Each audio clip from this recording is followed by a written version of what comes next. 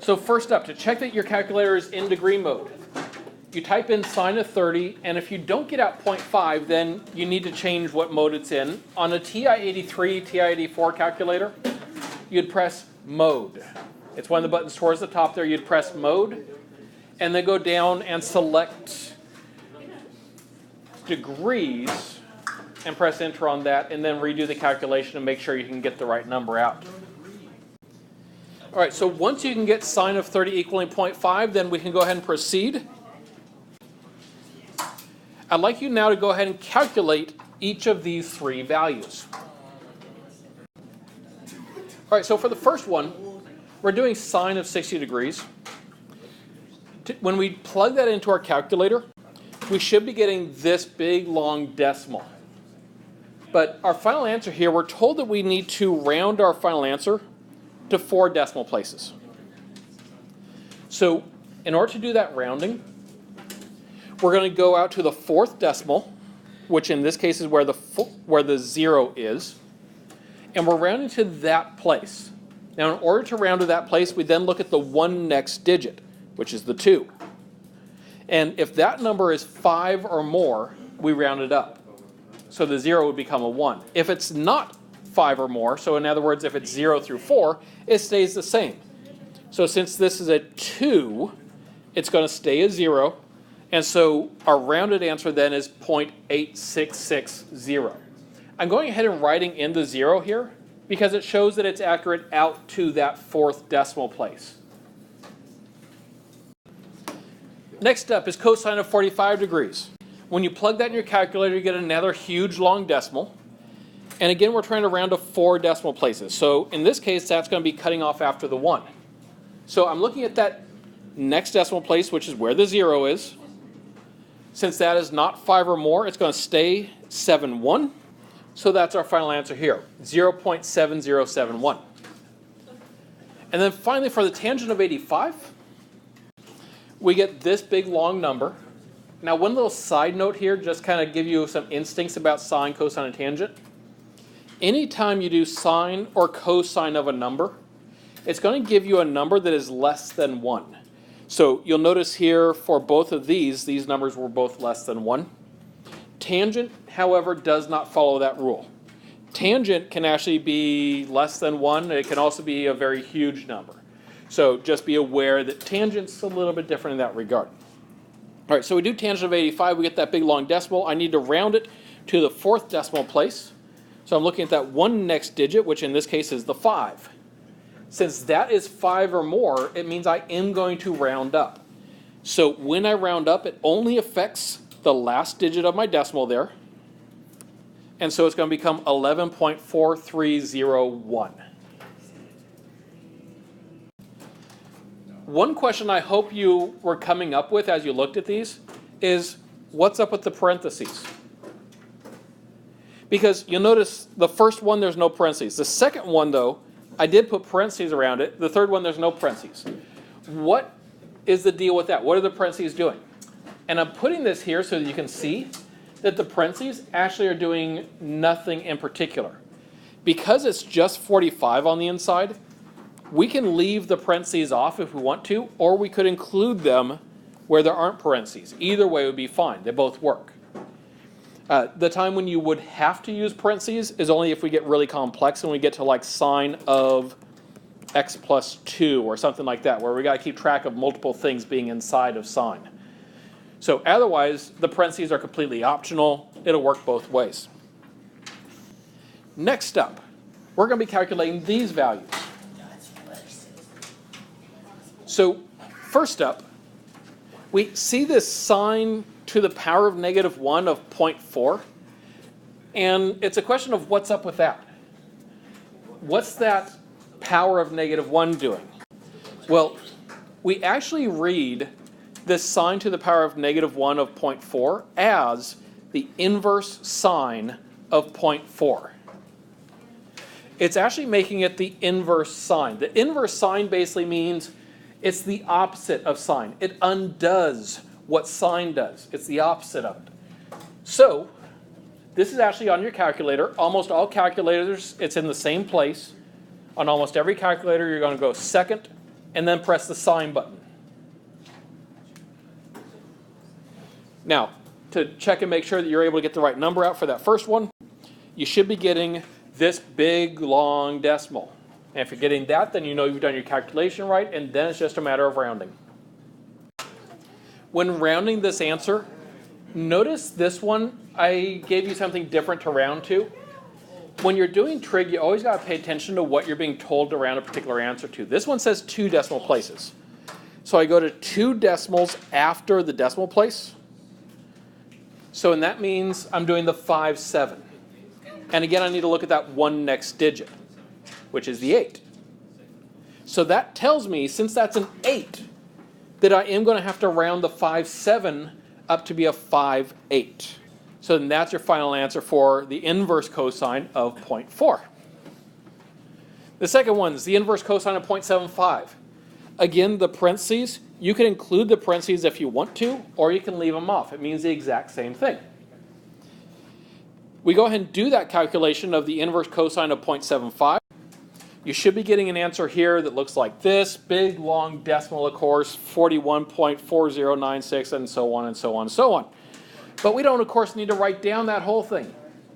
We only need to write it down to the nearest hundredth. That is 2 decimal places. So I'm looking here at cutting it off after the 40. The only question is, does it stay 40 or does it become 41? And this 9, being the next digit, tells me it's going to move up, because that means it's closer to 41 than it is to 40. So it's 41.41. And then the last one, we're doing inverse tangent of 0.89. This one also ends up being about 41, but the decimals are a little bit different. Again, check what to round to. Is it going to stay a 66 or become a 67? And since the next digit is 5 or more, in this case it's a 9, it does round. So it ends up being 41.67 then for your final answer. If you're getting all those, then you're going to be able to do the solving that we're going to be hitting pretty much next. Now, for some of you, I'm guessing that you're a little bit rusty on your sine, cosine, and tangent. We've seen how we do the calculations, but what exactly do these things mean? You know, when we see sin, cos, and tan, what's it really meaning? Well, sin is short for sine, cos is short for cosine, tan is short for tangent. These are all different properties.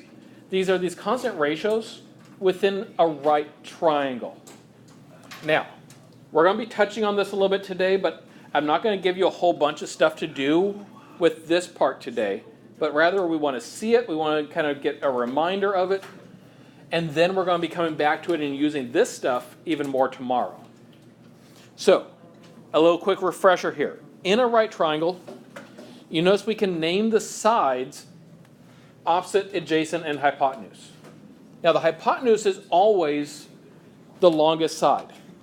That is, it will always be opposite of the right angle, the 90-degree angle, every single time. But which one's opposite and which one's adjacent, that changes. So you notice in this case, if I'm going from this angle, if I want to know where the opposite is, the opposite side is the side that that angle does not touch. Because you notice that angle is formed by those two sides. The opposite side is the other one. So that's why the opposite is labeled as being the opposite in this case, and how you could know that. The adjacent means next to. Well, and in the case of this angle, you know, there are two sides that we could say are next to that angle, because there's two sides that form it. But you notice one of those we already know is called the hypotenuse. And so it's a matter of those two, the one that's not the hypotenuse is the adjacent. And then sine, cosine, and tangent are just the different ratios that are based on that.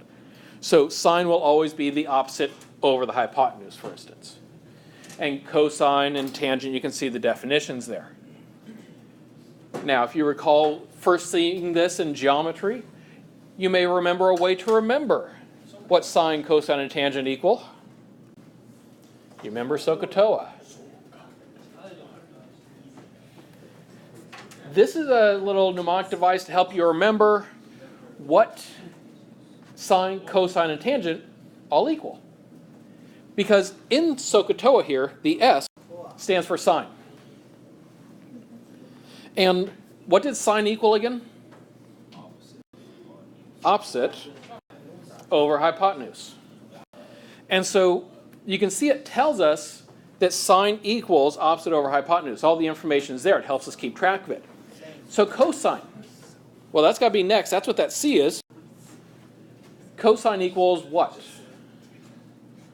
Adjacent over hypotenuse. And so CAH, cosine adjacent hypotenuse.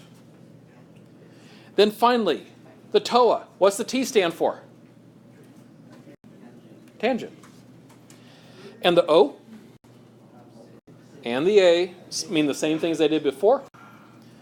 And so this is a way to remember what sine, cosine, and tangent represent. Now today we're mainly focused again just on doing the calculations with them and then seeing how we can solve equations that are already given to us. You're not going to have to be doing a whole bunch of geometry work today with these where you have to write the equation yourself. That's what tomorrow is going to be. But today, you are going to have to use them to solve something that looks like this. So write this equation down. All right, so we have cosine of x equals 0.25. And again, the parentheses could be included or left out. It works either way. So I'm going to be having to solve this equation. In order to solve it, our goal is to get x by itself. Notice that means I have to get rid of cosine. But cosine's a function. It's not like I can divide by cosine or something like that. That's impossible. Cosine is doing something. It's kind of like when we have square root of x and we try to get rid of square root. It's the same idea. It's a function type. And so I have to have some sort of function that can undo cosine. Just like if I had square root, I can square it to get rid of the square root. They undo each other. I need something like that for cosine. That, as you may recall, is actually what the inverse cosine does. We are going to be doing the inverse cosine of both sides of this equation. Now, if I'm going to take the inverse cosine of both sides, the idea behind inverse cosine is that it cancels out the cosine, and so on the left side, we just have x left. Because the inverse cosine of a cosine is just the x. It's just what was already in it. And then I'm doing the inverse cosine of the 0.25. Notice now then, that gives me something I can calculate. X equals inverse cosine of 0.25. Do that calculation. Get your answer, please, and we'll take a look at it here in just a moment. When we do that calculation now, we end up finding that x is about 75.52. Now notice I said round your answer to the nearest hundredth. The hundredth place the second decimal, so that's why I'm giving 2 decimals here. But notice when I wrote my answer, I also included a degree symbol. That's because whenever we do inverse cosine, the inverse tells us what the angle was. Because normally I plug an angle into cosine, so if I undo cosine, it's going to tell us what that angle would have been. So, inverse cosine gives you an angle, inverse sine and inverse tangent would also give you angles. All of them are the same things. All right. With that in mind, now we're going to solve this last one. We have the inverse cosine of x equals 20 degrees. And so the first thing I need to do is I need to get rid of the inverse cosine out of that left side because I'm trying to solve for x, so I need it by itself. So what undoes inverse cosine? Cosine, yeah, because they undo each other. So I'm going to take the cosine of both sides of this equation. When I do that on the left side, it cancels out that inverse cosine, and it's just going to leave me with x. On the right side then, I have to be taking cosine of 20 degrees. That then is something you can calculate. So now go ahead and calculate your final answer here.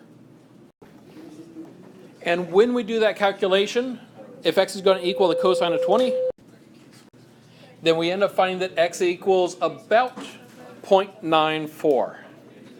And that should be your final answer. Notice it said to round to the hundredth, so that's why we give 2 decimals.